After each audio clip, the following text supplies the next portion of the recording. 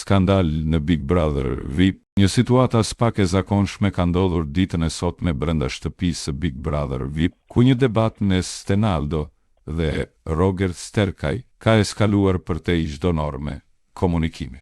Gjatë përplasjes verbale, Rogerti ka përdorur një gjuhë të rëndë dhe fyese, duke ju referuar drejt për drejt gjendjes shëndetësore të Stenaldo. Deklarata e tij është konsideruar nga publiku si diskriminuese dhe e papranueshme, pasi nuk lidhet me lojën apo dinamikat e formatit, por prek një aspekt thellësisht personal dhe të ndjeshëm.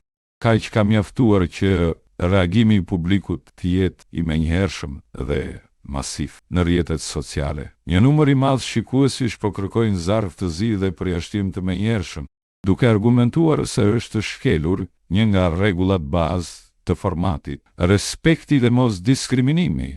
Deri në këto momente, produksioni nuk ka dhënë ende një reagim zyrtar, ndërsa mbetet e paqartë nëse do të merren masa ndaj këtij rasti. Situata ka rikthyer edhe një herë diskutimin mbi standardet e ndëshkimit në lojë, pasi sipas publikut nuk është hera e parë që ndaj Rogertit ka pasur polemika për shkelje rregullash pa pasoja konkrete.